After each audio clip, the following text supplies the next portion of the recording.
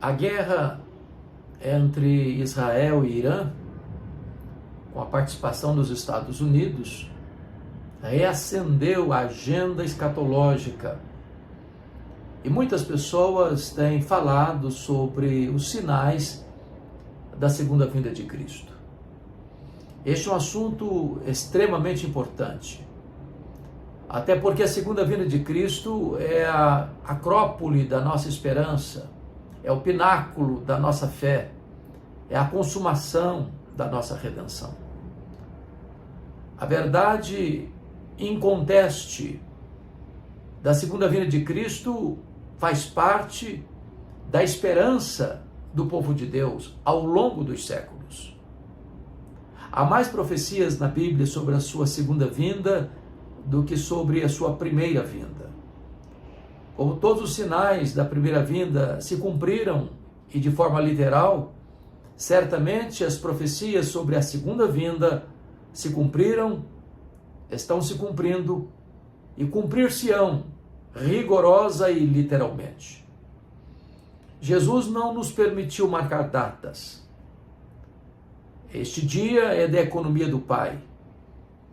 Entretanto, alertou-nos de que deveríamos estar prevenidos, preparados, vigilantes, e deu-nos sinais, como placas de sinalização, apontando então para a sua segunda vinda. No seu sermão profético relatado em Mateus 24, Jesus nos dá vários sinais que antecederão a sua segunda vinda. Ele foi abordado pelos seus discípulos, admirados com a construção do templo, dizendo: Jesus, vede que pedras, que construções, que monumento, que arquitetura. E Jesus disse: não ficará pedra sobre pedra. Então, quando chegaram no Monte das Oliveiras, perguntaram a Jesus: quando sucederá isto? Ou seja, a invasão de Tito Flávio no ano 70, destruindo a cidade de Jerusalém e promovendo a diáspora dos judeus. E a pergunta é dupla, porque perguntaram: quais sinais da tua vinda e da consumação dos séculos? Então Jesus vai elencar no seu sermão profético vários sinais que nos apontam para a sua segunda vinda. E eu quero então, baseado em Mateus 24, trazer à sua memória esclarecida alguns desses sinais. E o primeiro deles está relatado no versículo 4 de Mateus 24. Jesus disse: vede que ninguém vos engane. O engano religioso é uma realidade nos nossos dias, talvez mais do que em priscas eras. Li um livro recentemente de um sociólogo brasileiro, onde, fruto da sua pesquisa, ele identificou mais de 104 mil CNPJs de igrejas diferentes. Todos os dias surgem novas igrejas, novas religiões, novas seitas, novas doutrinas.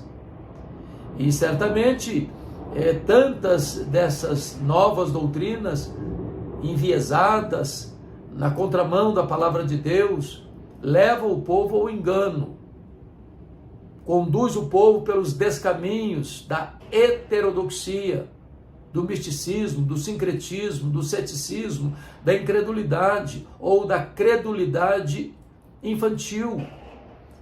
E este engano religioso é o primeiro sinal que o Senhor Jesus Cristo deu para alertar-nos sobre a sua segunda vinda. O segundo sinal que Jesus aponta está no versículo 6. Certamente, disse Jesus, certamente ouvireis falar de guerras e rumores de guerras, reino contra reino, nação contra nação. O mundo hoje é um barril de pólvoras.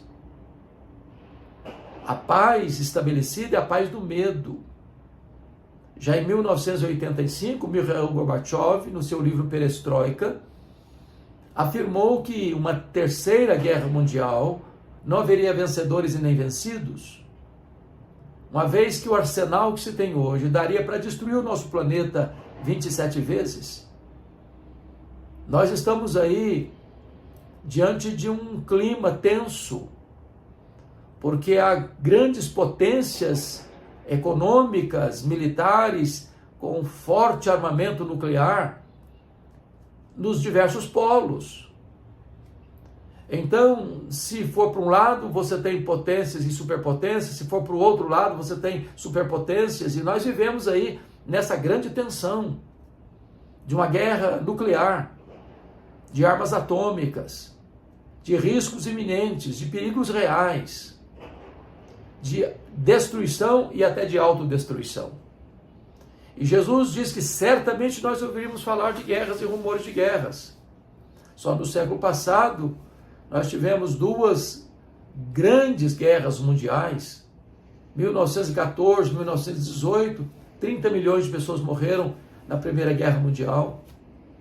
1939, 1945, 60 milhões de pessoas morreram na Segunda Guerra Mundial. E o mundo não pacificou, apesar das atrocidades. E o mundo não melhorou, apesar dos prejuízos. Nós vivemos hoje numa realidade em que se investe mais em armamentos de guerra do que em quaisquer outras formas ou agendas ou pautas de um governo. Mas em terceiro lugar, versículo de número 7, Jesus falou que haverá fomes e terremotos em vários lugares. É digno de nota que nos mais de 8 bilhões de habitantes do planeta, há tanta gente, com o estômago roncando de fome, morrendo de fome e inanição. O problema do mundo não é falta de provisão, mas é má distribuição. Enquanto uns morrem de comer, outros morrem de fome. Enquanto uns investem em luxo e ostentação, outros estão morrendo por falta do básico. A fome também é um efeito colateral das guerras sangrentas, desumanas tantas vezes. E haverá terremotos em vários lugares. O mundo está como que assolado, açoitado pelos abalos sísmicos, placas tectônicas balançando edifícios, prédios, pontes e trazendo tanta dor, tanto prejuízo, tantas vidas ceifadas. E esses terremotos têm se multiplicado mundo afora. A questão não é ter terremotos, é que tanto os terremotos, quanto as fomes, quanto as guerras, estão se multiplicando mundo afora. Isso são sinais da segunda vinda de Cristo. Mas ainda, no versículo 9, Jesus diz assim: sereis atribulados e vos matarão, sereis odiados de todas as nações por causa do meu nome. E aqui é a perseguição religiosa. Isso é um fato. A igreja cristã é uma igreja martírica. Nunca houve um período sequer na história em que ela não fosse perseguida. O mundo odeia a igreja. O diabo odeia a igreja. Aqueles que seguem a pauta do arqui-inimigo, o diabo, odeiam a igreja. A igreja nunca agradou o mundo. Se ela é fiel a Cristo, ela será perseguida. Perguntaram para um pastor no seminário de Recife se a igreja fosse mais perseguida, ela seria mais fiel. Ele respondeu: não. Se a igreja for mais fiel, ela será mais perseguida. Os valores de Cristo estão na contramão dos valores deste mundo. O cristianismo é exatamente o contrário daquilo que o mundo pensa, daquilo que o mundo crê, daquilo que o mundo defende. Nós somos uma contracultura. Portanto, chega um momento em que o fato de você ser um cristão já torna você alvo do ódio e da perseguição do mundo, em todas as nações. O cristianismo tem sido perseguido, os cristãos têm sido perseguidos, a igreja tem sido perseguida. Aliás, é digno de nota que a igreja de Cristo é martírica e o sangue dos mártires é a sementeira do evangelho. Não devemos ficar chocados, surpresos com esse fato, porque o apóstolo Paulo chegou a escrever em 2 Timóteo 3,12: todo aquele que quiser viver piedosamente em Cristo será perseguido. Então a perseguição religiosa é o prato do dia deste mundo, é o cardápio deste mundo, e seremos odiados em todas as nações, em todos os lugares, em todos os tempos. Enquanto eu estou aqui conversando com você, há cristãos, irmãos nossos, que estão sendo presos, torturados, castigados, mortos com requinte de crueldade, martirizados, não porque cometeram crimes, mas porque são cristãos, porque têm uma Bíblia, porque professam o nome de Jesus. Assim como lá na igreja primitiva, os cristãos eram queimados vivos, eram crucificados, eram jogados às feras, simplesmente pelo fato de confessarem que Jesus Cristo é o Senhor. Mas ainda, o versículo de número 12, um outro sinal: e por se multiplicar a iniquidade, o amor de quase todos se esfriará. Nós estamos vivendo num mundo de grandes conquistas científicas, de grandes avanços tecnológicos. Nós temos hoje a capacidade de empacotar na cabeça de um alfinete todos os dados genéticos dos mais de 8 bilhões de habitantes do planeta. Falamos hoje da nanotecnologia, falamos hoje das aeronaves de guerra tão potentes, tão poderosas, que valem muito, muito, muito mais do que a mais excelente das aeronaves que transportam passageiros. Nós temos hoje um avanço extraordinário na medicina, na comunicação, agora com a inteligência artificial, tantas coisas exponenciais, espetaculares. E aliás, lá no livro de Daniel, nos é informado que o saber se multiplicará como um sinal da segunda vinda de Cristo. Estamos vivendo isso. Agora, não avançamos na área moral. Não avançamos. Ao contrário, regredimos. O homem hoje é um gigante na ciência e um nanico na vida moral. É a degradação. São as pessoas sucumbindo às drogas. São as pessoas se entregando à embriaguez. São as pessoas se entregando à prostituição. São as pessoas vivendo uma vida completamente às avessas. Não apenas na tolerância do erro e do mal, mas numa inversão de valores, chamando o doce de amargo, amargo de doce, luz de trevas e trevas de luz. É uma inversão de valores que nós estamos vivendo no mundo de hoje. E isso é um sinal eloquente da próxima, breve volta do Senhor Jesus Cristo. Foi Ele que nos alertou sobre isso, que por se multiplicar a iniquidade, o amor se esfriaria de quase todos. Então vivemos numa sociedade hedonista, consumista, materialista, hedonista, que olha para o seu umbigo, que não se importa com o próximo. Às vezes oprime ainda o próximo, o forte prevalecendo sobre o fraco, o culpado prevalecendo sobre o inocente, homens se vendendo para darem testemunhos falsos acerca do seu próximo, cortes sendo compradas, ricos e poderosos comprando sentenças a peso de ouro. E desta maneira, a violência prevalece nas altas rodas do poder, nas grandes transações comerciais, no comércio internacional, em todas as frentes, em todas as áreas, em todos os setores da sociedade, vemos a marca da violência, da corrupção, da maldade, da iniquidade prosperando. Isso é um sinal eloquente da volta do Senhor Jesus Cristo. Mais ainda, versículo 14: e o evangelho do reino será pregado por todo o mundo, para testemunha a todas as nações, então virá o fim. Vemos aqui um outro sinal da segunda vinda de Cristo, que é a pregação do evangelho por todo o mundo. E eu quero destacar aqui um ponto muito importante. É que, com o advento da internet, nós vemos o avanço desta agenda missionária da igreja. Porque hoje você está falando da sua própria casa, como eu estou fazendo aqui agora, da minha própria casa. E esse vídeo vai subir para uma plataforma de YouTube. E esse vídeo vai ser visto por pessoas, milhares e milhares e milhares de pessoas, não só no Brasil, mas mundo afora. Hoje você pode postar uma mensagem, como tem algumas, e já tem alguns milhões de pessoas que já ouviram, que já assistiram. Então, você pode estar pregando na sua comunidade, na sua igreja, na sua casa, no seu escritório, no seu estúdio.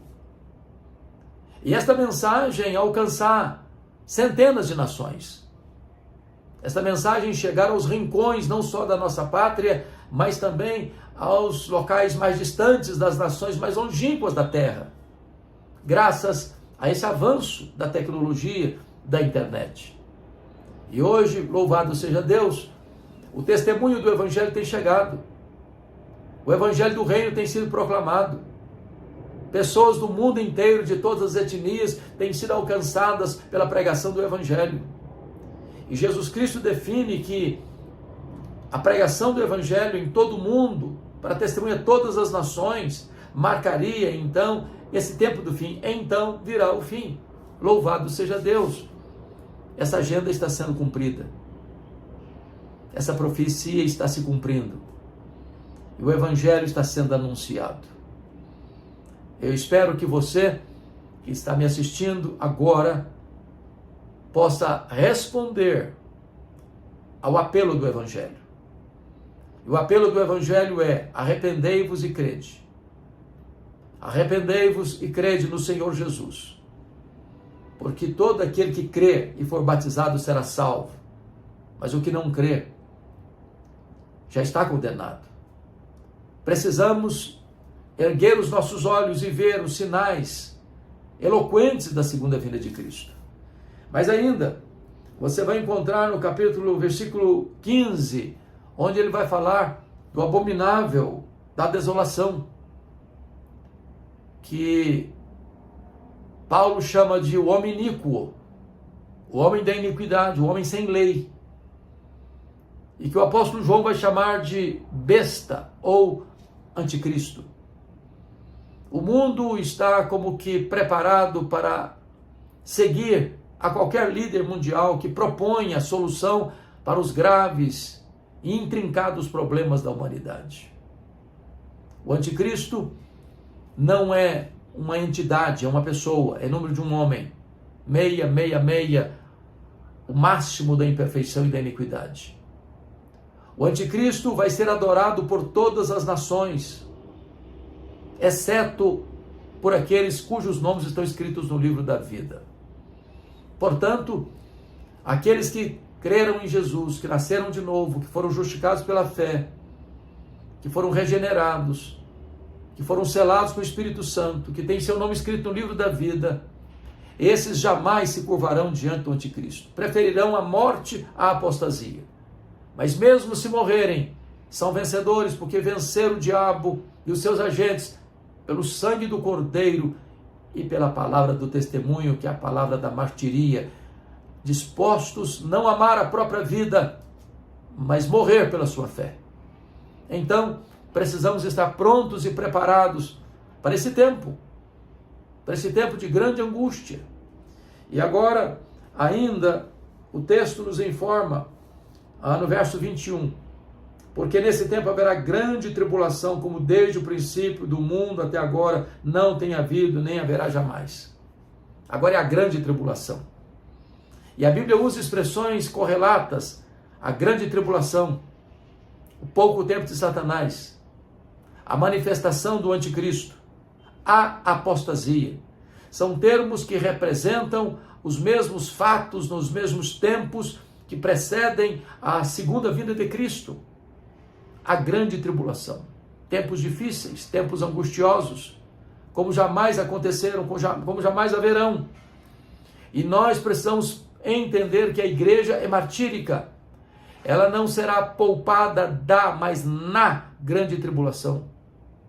A igreja é a igreja martírica. É a igreja que será arrancada deste meio da grande tribulação. Porque quando Jesus voltar, então os mortos em Cristo ressuscitarão primeiro. Depois os que estiverem vivos serão transformados e arrebatados para encontrar o Senhor Jesus nos ares. E assim nós estaremos para sempre com o Senhor. Não precisamos temer, porque o Senhor estará conosco todos os dias, até a consumação dos séculos. Ele diz: tende bom ânimo, eu venci o mundo. Não precisamos temer o futuro, porque Ele está lá no futuro.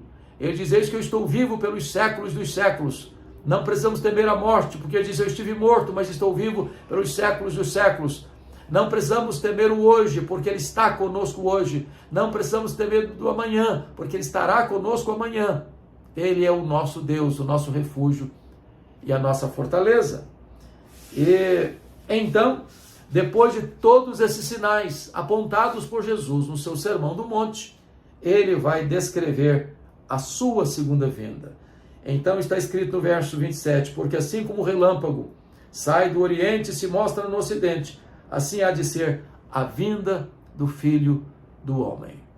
A vinda de Cristo vai ser pessoal, vai ser visível, vai ser audível, vai ser repentina, vai ser inesperada, vai ser inescapável, vai ser gloriosa, vai ser vitoriosa. Ele virá com grande majestade e glória para sentar-se no trono, para julgar vivos e mortos, para julgar as nações, para lançar os que rejeitaram a sua graça no lago do fogo, mas para convidar os seus amados, por quem Ele morreu, e que o receberam como Salvador e Senhor.